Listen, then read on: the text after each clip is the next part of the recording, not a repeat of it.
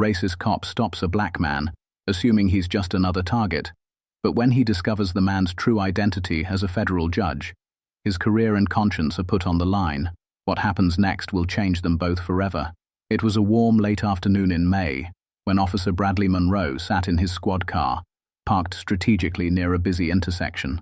The hum of the police scanner and the low drone of passing cars filled the air, but his mind wandered. He adjusted his aviator sunglasses, scanning the streets for anything, or anyone, that didn't look right. It was a part of the job he both resented and relished, being the one to restore order. Across the intersection, a sleek black sedan slowed as the light turned yellow. Monroe's eyes narrowed. The car wasn't speeding, but something about it caught his attention.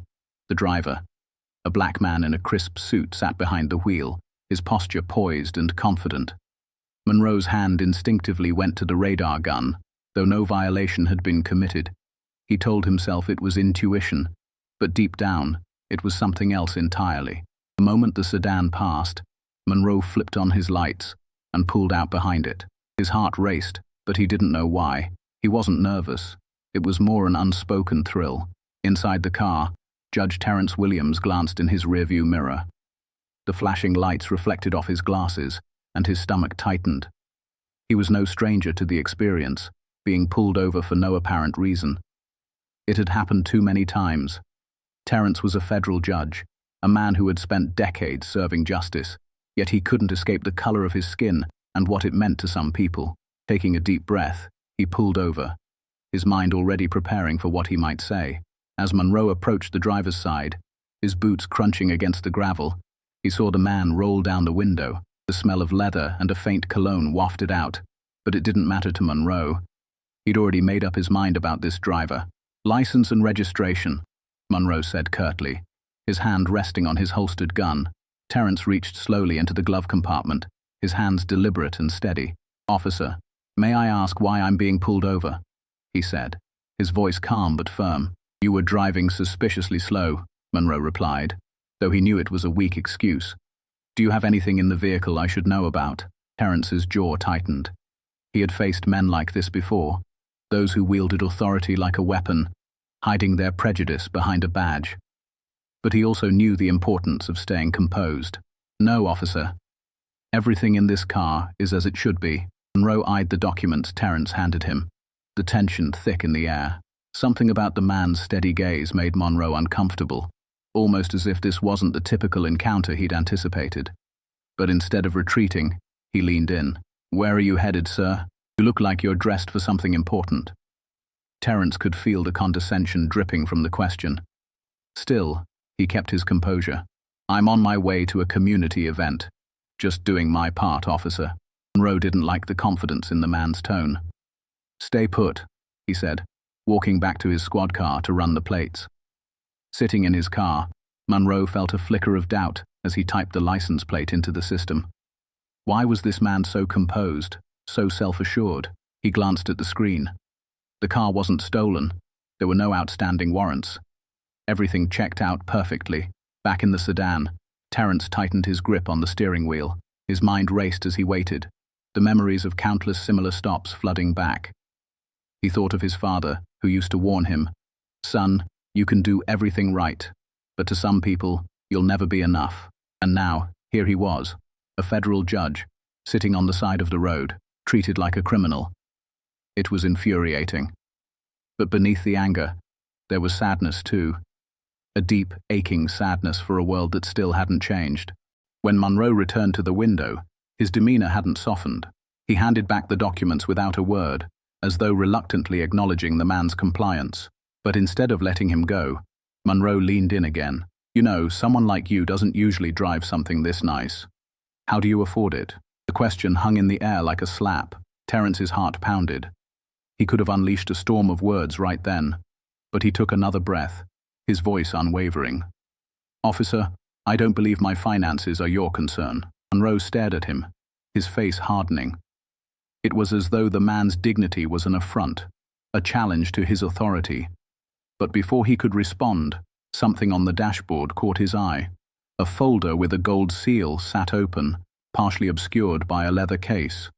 Monroe squinted, then froze. The seal read, United States District Court, Office of the Federal Judge. The weight of what he'd just seen hit him like a freight train. For the first time in years, Monroe felt something he wasn't used to. Shame. For a fleeting moment, Officer Monroe's composure cracked. His eyes darted from the seal on the folder to the man sitting before him. Federal Judge. The words echoed in his mind, and his stomach tightened. He tried to swallow the growing lump in his throat, but his discomfort was palpable. Terence noticed the shift immediately. Monroe's confident posture faltered. The usual arrogance in his voice was replaced by a subtle hesitation. It was a look Terence had seen countless times before. A realization, not of respect, but of fear. He had grown used to this reaction, but it didn't make it any less bitter. Monroe cleared his throat, attempting to recover his usual demeanor. "What's this?" he asked, gesturing vaguely toward the folder, though the answer was already clear. "It's exactly what it looks like," Terence replied, his tone steady. He didn't feel the need to explain himself further, nor did he feel the obligation to make the officer's realization any easier. "Is there a problem, officer?" The question struck Monroe like a slap. For the first time in years, he felt genuinely cornered. His mind raced with possibilities. This wasn't just a man in a suit. This was a man with power, the kind of power that could make his actions today haunt him for the rest of his career. He could almost hear the reprimands from his superiors, the whispered gossip of his colleagues. No problem," Monroe stammered, his voice faltering as he struggled to regain control of the situation. But the words felt hollow, even to him. He shifted uncomfortably, the weight of his badge suddenly feeling heavier than it ever had before. Terence met Monroe's gaze, his expression calm yet unyielding. The silence between them was electric, heavy with unspoken words. Terence wanted to say so much, to call out the blatant racism, to demand accountability, to force the man to confront his prejudice. But he held back, not because he lacked the words, but because he knew their power. "Officer," Terence said finally, his voice firm but composed, "am I free to go, or is there something else you'd like to discuss?" The question was simple, but it was laced with meaning. Monroe felt the blood drain from his face. Every instinct told him to walk away, to let this man drive off and pretend the stop never happened. But his pride wouldn't allow it, not completely. He straightened his posture, clinging to the remnants of his authority. "No, you're free to go," Monroe said, his voice tight. He stepped back from the car, gesturing for Terence to leave. But even as he spoke, he couldn't shake the feeling that this wasn't over, that the man sitting before him had left an indelible mark on him. Terence started the engine, the hum of the car breaking the tension in the air. As he pulled away, he glanced in the rearview mirror. Monroe was still standing by the side of the road, his shoulders rigid, his face unreadable. The sight filled Terence with a mix of emotions: relief, anger, and above all, exhaustion. He drove in silence for a few moments, letting the events sink in. His hands gripped the steering wheel tightly, his mind replaying the encounter. It wasn't the first time he had been treated this way, and he knew it wouldn't be the last. But this time felt different. This time, the man on the other side of the badge had been forced to confront his bias head-on. Monroe stood frozen on the shoulder of the road, staring at the space where the black sedan had disappeared. His mind churned with conflicting emotions: shame, anger, and a twinge of something unfamiliar: self-reflection. He couldn't deny what had just happened. The man he had dismissed, interrogated, and humiliated was someone who could upend his life with a single phone call. He thought about the way he had spoken to Terence, the assumptions he had made the moment he saw him. It wasn't just about the stop. It was about everything leading up to it. The training, the culture, the quiet, unspoken rules of how certain people were handled differently. He had never questioned it before, but now, standing alone on the roadside, he couldn't ignore the nagging feeling that something had to change. Monroe walked back to his squad car, his steps slower than usual. As he slid into the driver's seat, he caught his reflection in the rearview mirror. For the first time in a long while, he didn't recognize the man staring back at him. The following morning, Officer Monroe sat at his desk, staring at a blank report form on his computer screen. Normally, these reports were routine, mechanical even. Write the details, check the boxes, and move on. But today, the weight of yesterday's encounter bore down on him like a heavy cloud. He hesitated, his fingers hovering over the keyboard. How was he supposed to document the stop? The part where he assumed the driver was a criminal. The part where he discovered the man's identity as a federal judge. No matter how he framed it, the truth gnawed at him. His actions weren't justifiable. Not really. He leaned back in his chair, letting out a frustrated sigh. Across the precinct, his colleagues joked and chatted, their voices a dull buzz in the background. Monroe caught snippets of their banter, but couldn't bring himself to join in. He felt exposed, as though his peers could see right through him. "Yo, Monroe!" Officer Dillard called from across the room, snapping him out of his thoughts. "You good, man? You've been quiet all morning." Monroe forced a weak smile. "Yeah, just tired," he replied, his voice lacking conviction. But Dillard wasn't convinced. "You look like you've seen a ghost," he said with a chuckle. "Rough stop yesterday?" Monroe shrugged, avoiding eye contact. "Something like that." As Dillard wandered off, Monroe's mind drifted back to the encounter with Terrence Williams. The memory played on a loop, the man's calm demeanor, the way he refused to cower, and the cold, hard truth revealed in that folder. It was a truth Monroe couldn't ignore, no matter how much he wanted to. Terrence Williams sat in his chambers, his mind occupied with the events of the previous day. The encounter had left a mark on him, though he tried to bury it beneath the pressing matters of his docket. He sifted through case files, his pen gliding across pages as he prepared for the hearings ahead. But even as he worked, his thoughts kept drifting back to the officer's face when he saw the federal seal. That look of sudden realization, of fear disguised as authority. It was all too familiar. Terrence glanced at a photograph on his desk.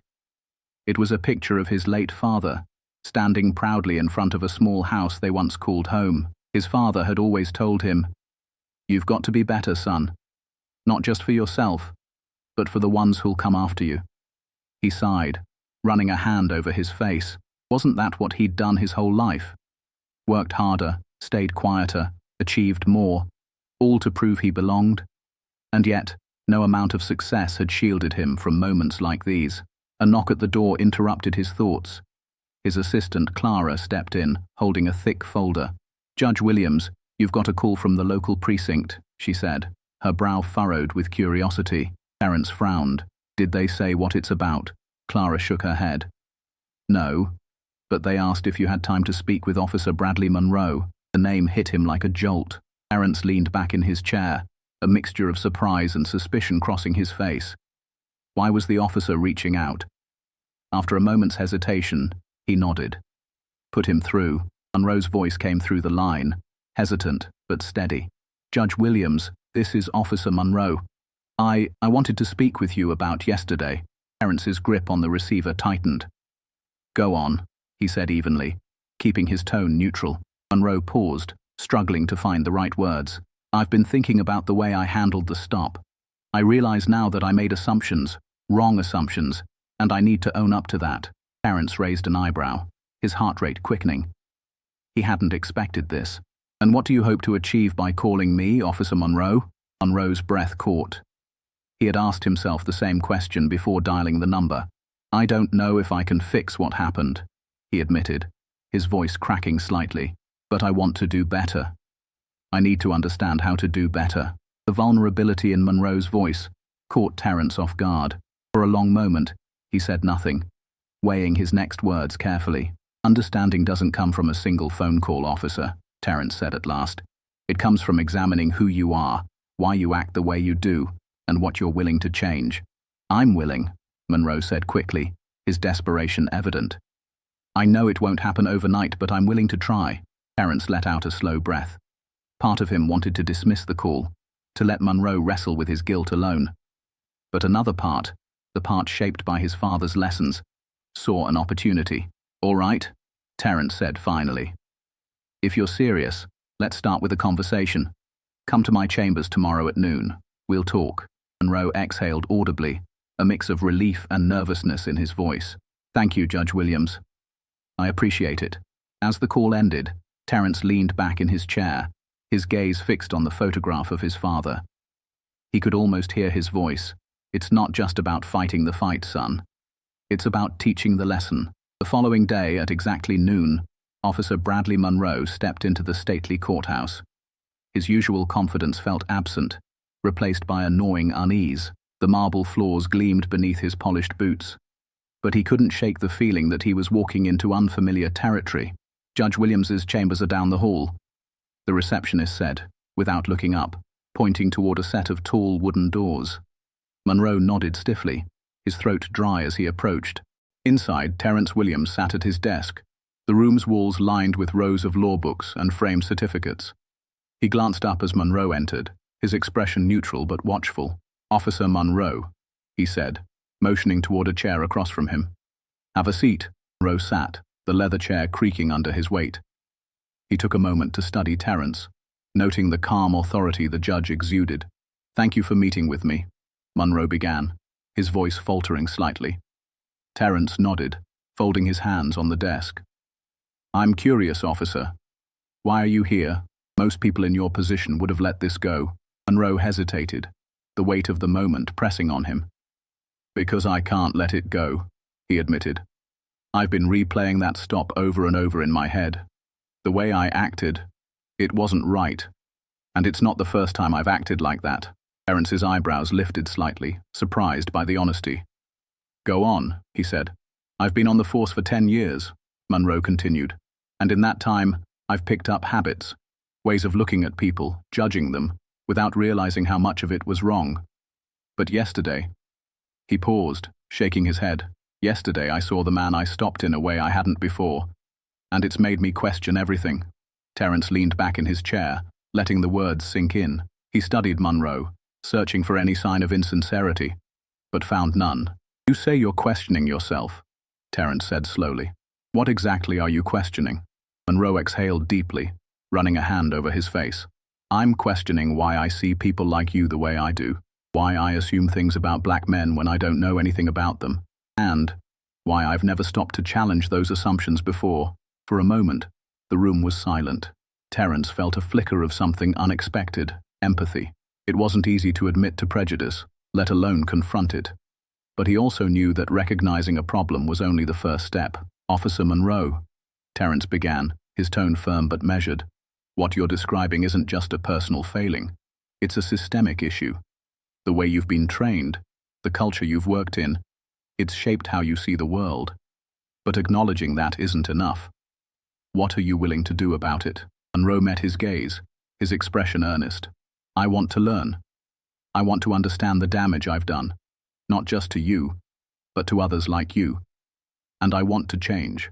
Terence sat quietly for a moment, his thoughts drifting back to his own experiences. He thought of the years he'd spent navigating a world that often saw him as less than, no matter how hard he worked. He thought of his father's words. "Teach the lesson." "All right," Terence said finally. "If you're serious about change, it won't be easy. It'll mean confronting not just your own biases, but the system that allowed them to flourish.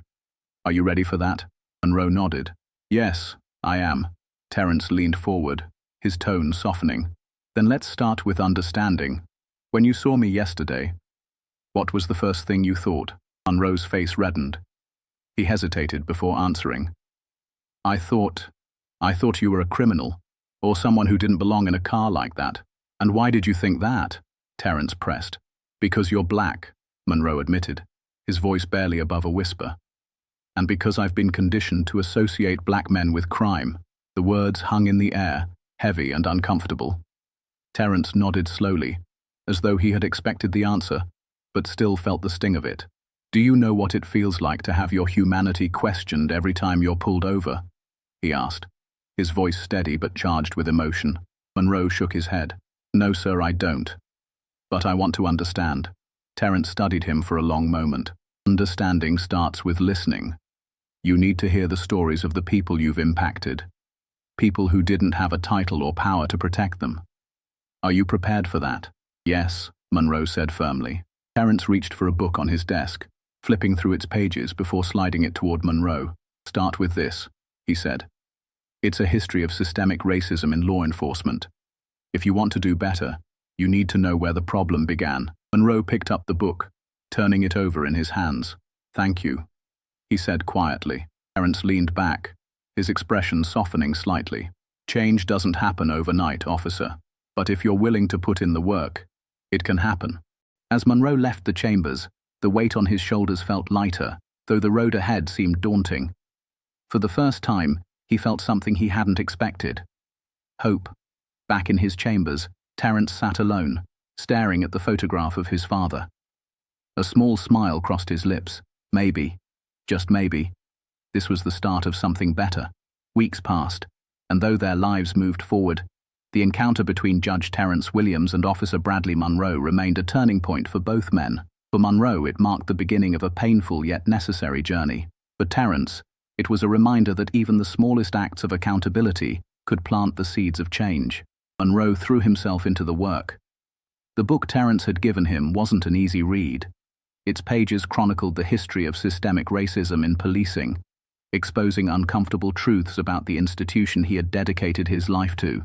There were moments when he wanted to set it aside, to return to the safety of denial, but each time, he pushed forward. He began attending community workshops on racial bias, often standing in the back, quiet but attentive. He listened to speakers share their experiences, stories that echoed the pain Terence had described. One day, a young black woman named Jasmine spoke about losing her brother in an unjust police encounter. Her voice trembled as she recounted the night it happened, and Monroe felt something inside him shift. He saw the world through her eyes, even if only for a moment. After the session, Monroe approached her. "Jasmine," he said, his voice unsteady, "I'm an officer, and I want to say I'm sorry for everything you've been through. I know it doesn't change anything, but I'm here because I want to learn how to do better." Jasmine studied him for a moment, her eyes scanning his face for sincerity. Finally, she nodded. "Then start by listening," she said simply. In his chambers, Terence continued his work, but something had changed. The encounter with Monroe had left him with a cautious sense of hope. He began collaborating with local advocacy groups, using his position to address inequities in the legal system. One afternoon, he received an email from Monroe. It was a simple message, but its content spoke volumes.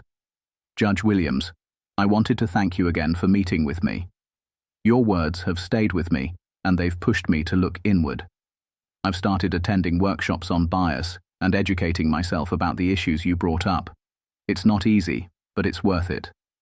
I know I can't undo the harm I've caused, but I want you to know I'm trying. Thank you for giving me the chance to change. Bradley Monroe." Terence read the email twice, his chest tightening with a mix of emotions. He didn't respond immediately, choosing instead to sit with the weight of Monroe's words. He knew change wouldn't come quickly or easily, but it was a start. Months later, a community forum brought them back together. Terence was one of the keynote speakers, addressing a crowd gathered to discuss policing reforms. The audience was a diverse mix of activists, community leaders, and local citizens. As he stepped off the stage, he spotted Monroe sitting near the back, his uniform conspicuous among the casual attire of the crowd. Their eyes met, and Monroe gave a small nod. It wasn't a grand gesture, but it spoke volumes, a silent acknowledgement of the path they had started walking. During the Q&A session, Monroe stood to speak. His voice carried a mix of nerves and determination. "I'm Officer Bradley Monroe, and I want to say something to everyone here. I've made mistakes, big ones. I've hurt people because of my own biases, and for that, I'm sorry. I'm here today because I want to be part of the solution, not the problem." The room fell silent, and then applause began, hesitant at first but growing. Terence watched as Monroe took his seat, his face a mixture of relief and humility. That night, Terence sat in his study, reflecting on the day. The world hadn't changed overnight, and the weight of systemic injustice still loomed large, but for the first time in a long while, he felt something he hadn't allowed himself to feel fully: hope. Change, he realized, wasn't about sweeping gestures or immediate results. It was about moments like these, small, powerful ripples that, when combined, could transform the tide. Monroe, too, felt the weight of the day as he returned home. He wasn't the man he had been months ago, and while the journey ahead was daunting, he felt ready to face it. The lessons Terence had shared, the stories he had heard, and the courage it had taken to admit his flaws had all brought him to this point. The next morning, Terence received a handwritten letter in the mail. It was from Monroe, its words shaky but heartfelt. Judge Williams, your patience and willingness to confront me with the truth have changed my life. I still have a long way to go, but because of you, I've started that journey. Thank you for seeing something in me when I couldn't see it myself. Sincerely, Bradley Monroe Terrence smiled, folding the letter and placing it in his desk drawer. It wasn't just a letter, it was proof that change was possible, even in the most unexpected places. As the sun rose over the city, two men from vastly different worlds continued their journeys, forever altered by a single encounter on the side of the road.